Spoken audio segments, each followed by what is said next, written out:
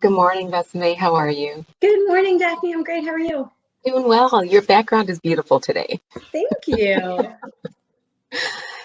And good morning to all of you who've joined us today. My name is Daphne Bascom, and I am the founder of Wingman Wellness, and we're so excited to have you join us on our live stream today. And I'm Besame Sharing. We really are excited to share with you a few things today. We're taking a little bit of a different approach. So talking about nutrition and physical activity, but also physical activity and nutrition and the impact on our mental health. Gosh, we know that this year has been such a challenging one for nearly all of us. And so we thought it was important for us to share a little bit more about how we can utilize physical activity and nutrition in order to aid in a better mental health. Besame, I agree. And I don't know about you, but Daphne, no, you go on. Oh, I was going to say, how was your 2020? Well, 2020 was rough. I mean, emotionally, physically, mentally. Um, in some ways, I think it made me stronger, but in some ways, it really highlighted a lot of the things that are really important to health. And they're the kind of things that I didn't learn in medical school. They're the things that are really life related. But reflecting back on what happened in 2020, I think going forward, it will allow me to make a lot more wise decisions as it relates to my nutrition, my physical activity, and who and what's important to me. How about you? Yeah, same. I mean, so at first it was a fish out of water. Mhm. I couldn't go to the gym. It was my daily routine was completely thrown off. Having kids at the house, that initially we were quarantined and virtual learning was something new with a full-time job. It was one of those things where you were just thrown off kilter. And so, you just made baby steps to adapt. So, my husband's office ended up being in our guest bedroom. I continue to work, but then would schedule in some breaks to check in on the kids as they do e-learning. It was definitely a challenge. And I have to say that I am one of the lucky ones to have that being my challenge. I know so many people who have had such a bigger impact on their lives that I feel fortunate. On the flip side, I'm with you, Daphne. I think that it's given us a time to just take a deep breath and understand, let's just slow it down a little bit and not bite off more than we can chew, which I think our culture just ultimately makes us do. That the harder and the more you work, more work is better. And that's not necessarily true. Yes, and that's hard to undo that when it's been ingrained in you for so long. Yeah. And I had a lot of the same challenges. I mean, when the gyms closed, and you know me in the gym, I was talk about, whoa, life just stopped. I didn't know what to do, but you got creative. And as a result, I learned that I can work out in my stairwell. I took up running again. Um, and I reinvigorated a lot of the things I like to do related to cooking and nutrition. So it was really good. But the other thing I noticed, and I don't know if it impacted you as much, is I think there was probably some underlying anxiety or some underlying depression. For the first couple of months, sleep was a mess. Mhm. And I think it was a combination of what's going on, what are we going to do, what impact will this have? Mhm. I, in some ways, I was glad my parents weren't here because the worry I would have had not being able to see them every day would Mhm. have just broken my heart. Mhm. Um, but it's recently I've been reading this book. It's called The 30-Day Alzheimer's Solution, Awesome. and it's by Doctors Dean and Aisha Sherzai.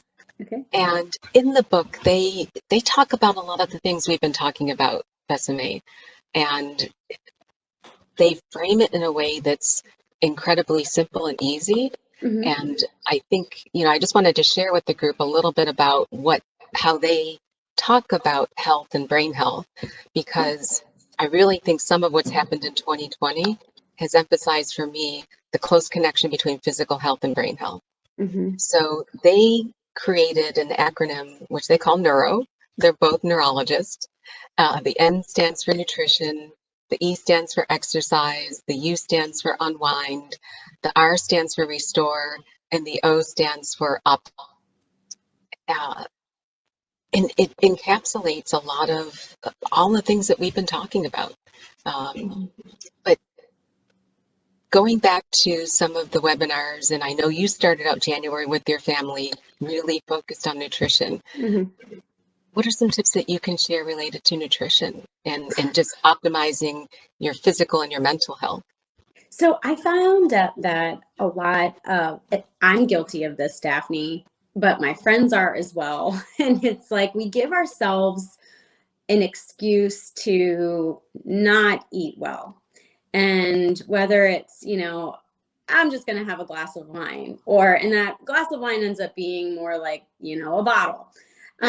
We give ourselves that excuse, and unfortunately, it really doesn't serve our body well. So, what I did, I'm not saying that we will never have wine or anything, but I will say that, I felt kind of lost in the woods, like I said earlier with COVID. And I just had to put up those guardrails and pretend that I'm still doing a daily routine, and it's just shifted a little.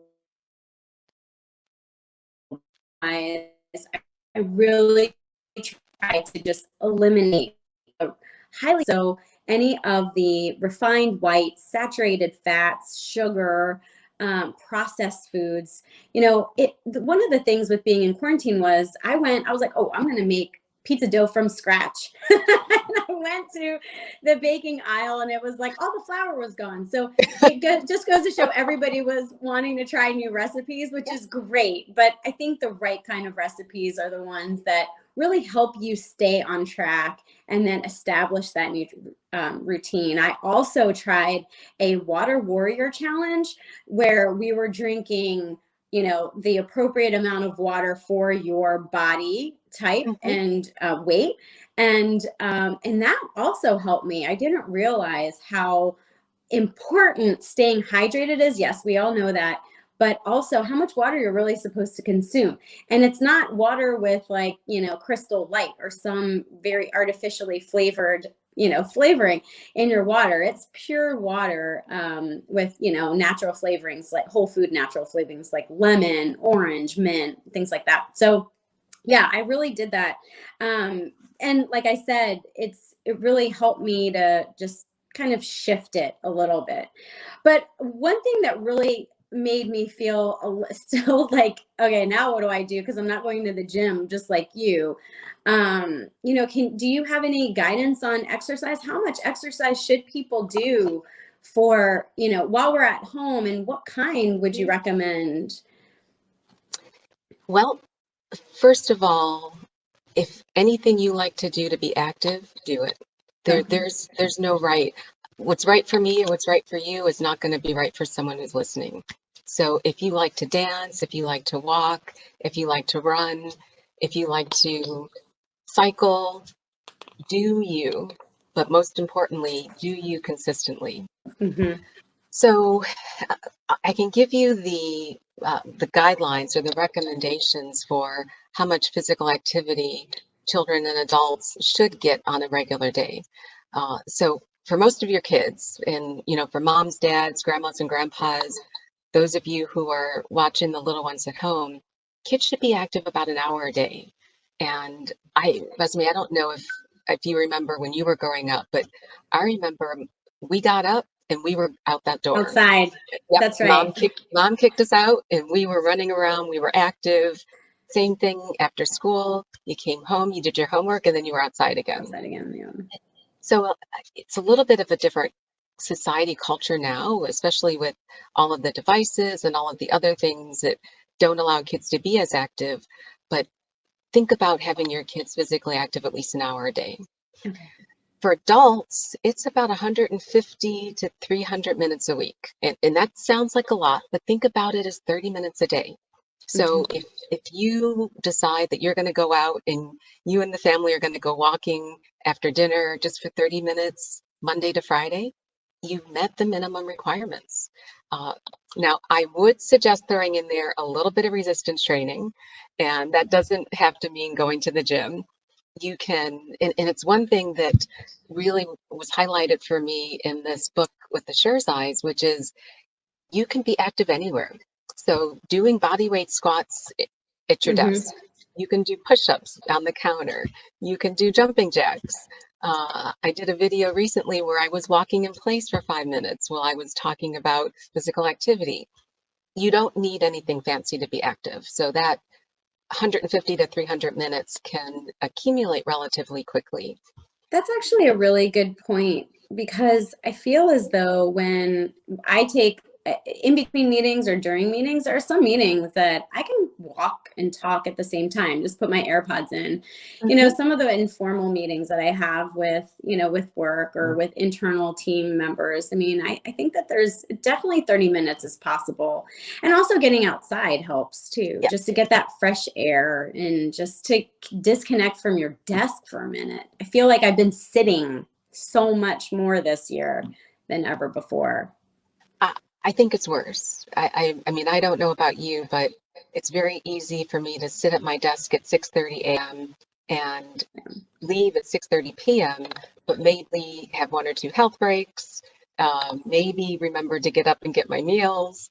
So being intentional about being physically active is important. I just want to touch on one other group, which are older adults. And I'm classifying myself in that category. In addition, the physical activity recommendations are the same, but I would also add thinking about doing exercises that help you maintain your balance. And that includes, it could be Pilates, it could be yoga, it could be Tai Chi, keeping that core body strong, Yeah. and then continuing to provide some resistance exercise to keep your bones strong. So be active. That's the core message. And as we get back to work, I agree with you. I can't wait to start walking meetings again. I wish you just like worked next to me, Daphne.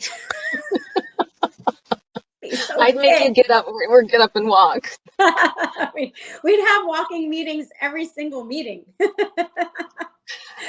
But what happens after the meetings? So how do you unwind? I mean, Sesame, I've been so impressed. I've always been impressed by you, but your mom, I know you've had a lot of family challenges the past several years. You work two jobs, I think, if not three. What do you do to unwind? It's a conscious effort to unwind. And I think that if I were to give anybody advice, it is to just stick with the same routine, much like you do with your morning routine. Everybody gets up, they brush their teeth, they take a shower, they comb their hair. It's very much similar with a nighttime routine. So wash your face and brush your teeth, brush your hair, get it out, just completely disconnect. I actually put my phone aside. I have a charging station right next to my sink. And so it's away from my bed. So I just Mhm. dock my phone there. I completely, just get into my bedtime routine. And then I make myself a cup of chamomile tea. And the chamomile tea is kind of a neurological signal for my brain to be like, okay, it's time to now, like, we're getting ready to go to sleep. And so after the kids go to bed, I try and just keep that routine and that ritual, just to unwind. And sometimes I think that because of if you don't have physical activity, it's hard for you to Mhm. just go to sleep. And especially if you've had poor nutrition and, hydration. So I think that those are all key. But also, I'll just do some of my reading. And I find it successful when I'm reading the same paragraph 6 times. I know that, okay, it's time to go to bed. But I think that just keeping a routine is 100% something that just as you do in the morning, you should do at night. Agreed. And 2020 probably disrupted many routines, but Yes. getting back into the routine will be key. So, Daphne, I remember you.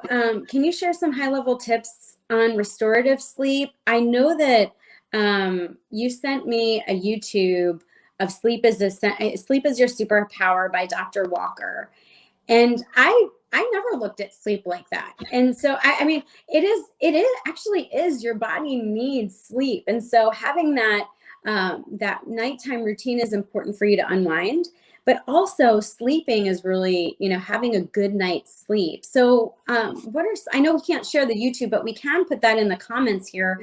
But what are some tips that you have on ensuring that we have really good restorative sleep, because that's key as well. So I will be sure to share that link in the show notes for anyone who's listening.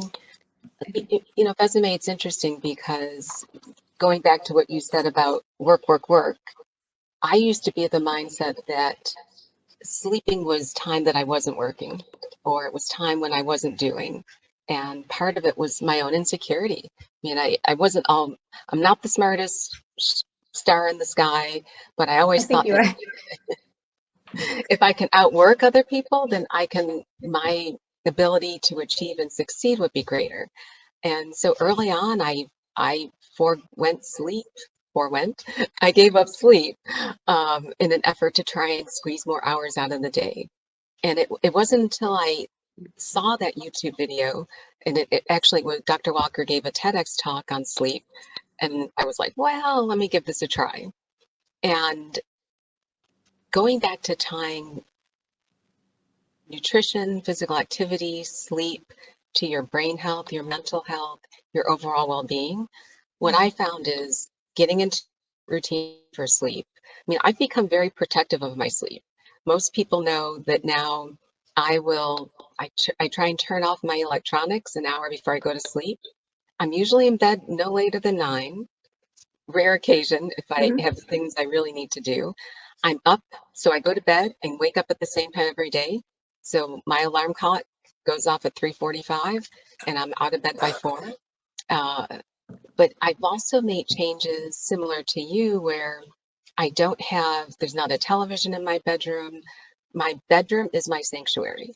And Mhm. the temperature's right, the bedding is right. I try and not to eat several hours before sleep. Mhm. I've actually found that I get a much more restorative sleep Mhm. if I'm not sleeping on an empty stomach. Mhm. Those of you who like to have a glass of wine or some alcohol after work or with dinner, try not to have it, try and leave 2 to 3 hours In before you go between. to sleep after your last drink. Yeah. Um, Getting rid of the digital devices in the bedroom is tough, but it's a high recommendation. So I applaud you putting your phone in a charger off to the side.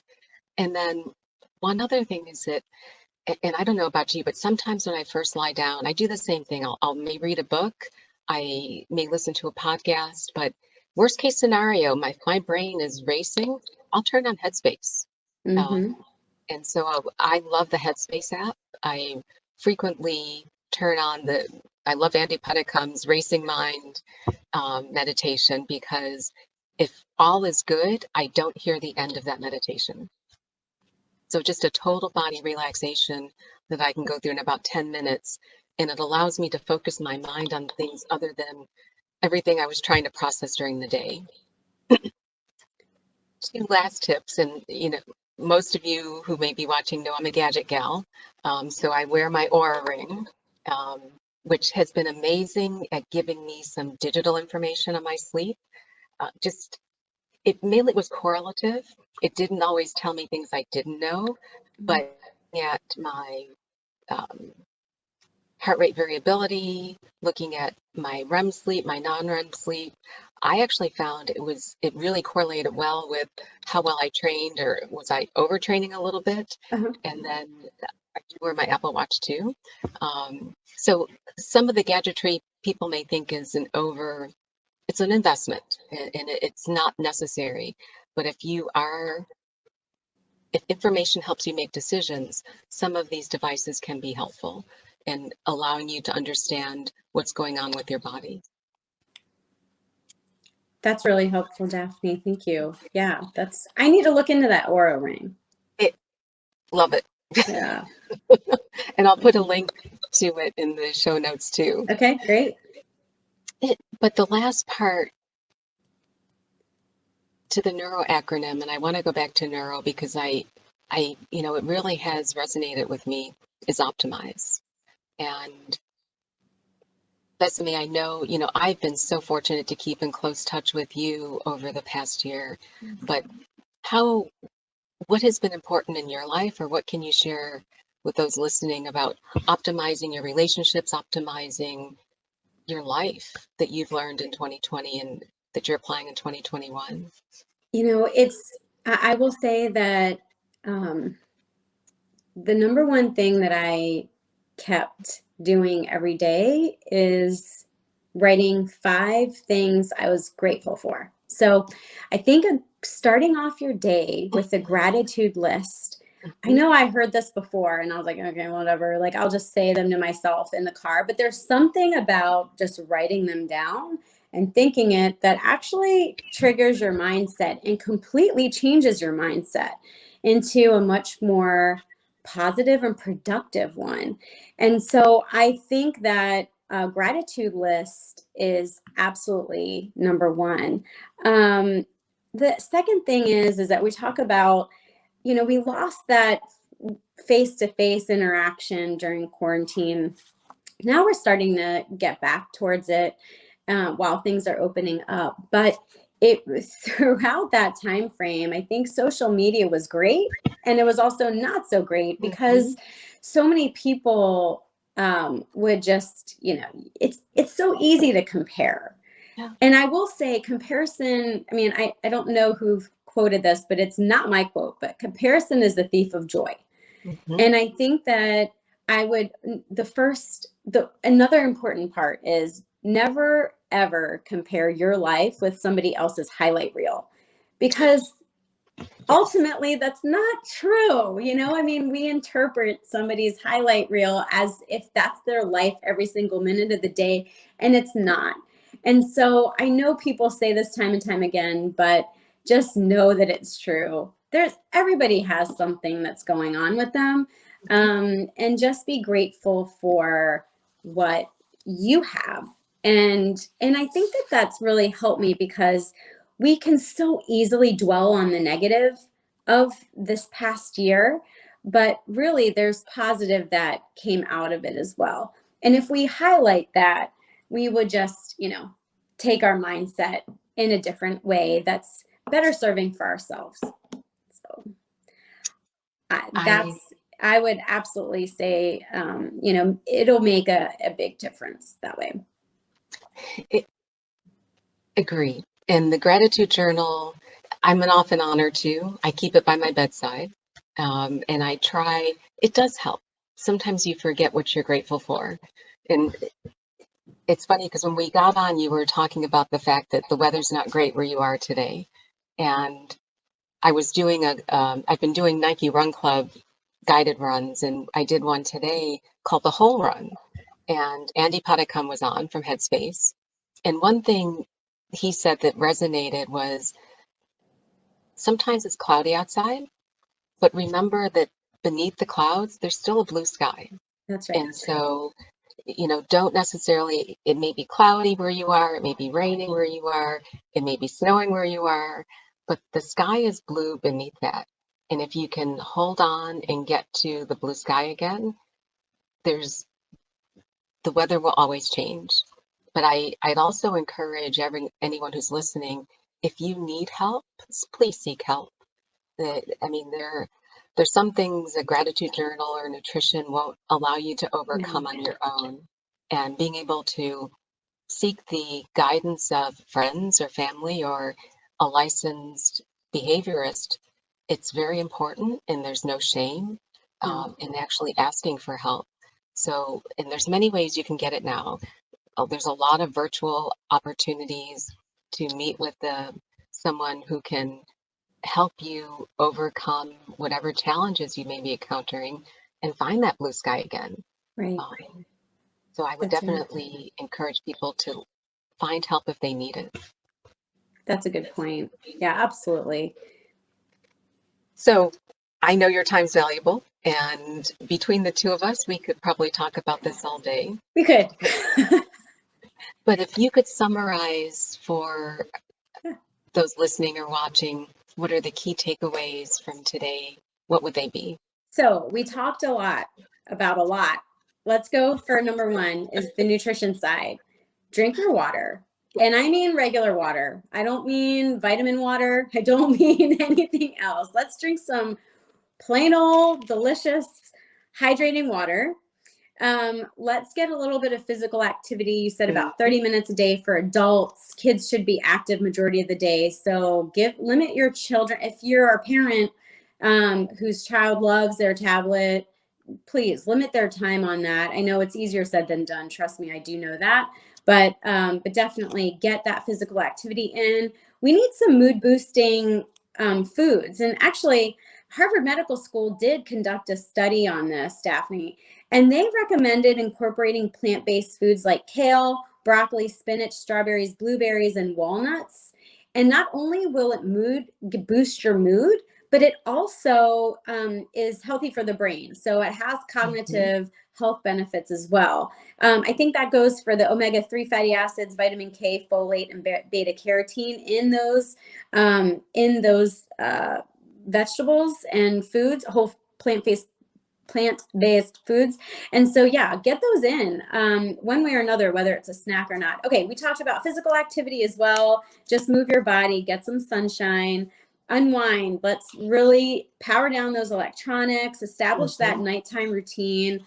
Optimize your life by making that gratitude list. Maybe one day it's going to be 1, maybe someday it's going to be 10. Just somehow get some gratitude out there for your life. And never compare yourself to anybody else's highlight reel, especially now that we're on social media so much because we had been disconnected on face-to-face. So that's a quick and dirty Cliff Notes there, Daphne.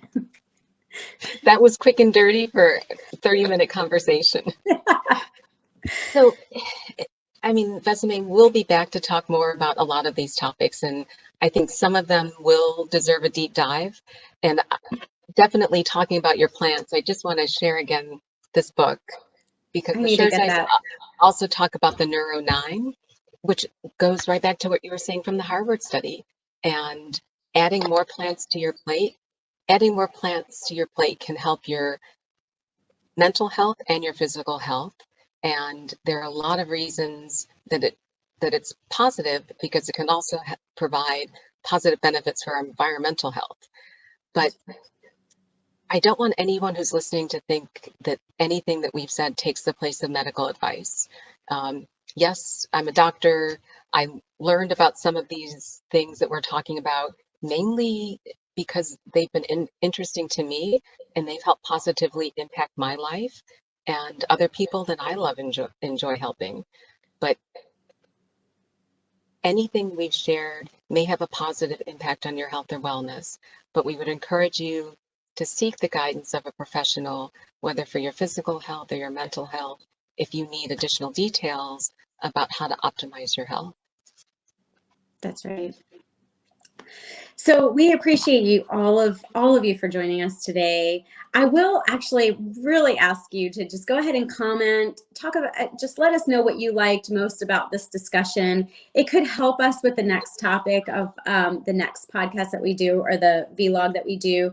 So I do want to ask, what's one key thing that you learned today that could positively impact your life and your health and wellness? I think that, so, and also comment on whether or not you really liked a topic that you would like us to dive in a little bit deeper, like I said before. Also, just make sure to go ahead and give us a thumbs up or subscribe to Daphne's channel, Wingman Wellness, and we would love to hear from you again. So I just want to say thank you all so much for joining us. I know this is a little longer than we've had before, but again, echo getting medical advice and really be well. And I hope you all have a wonderful rest of the week.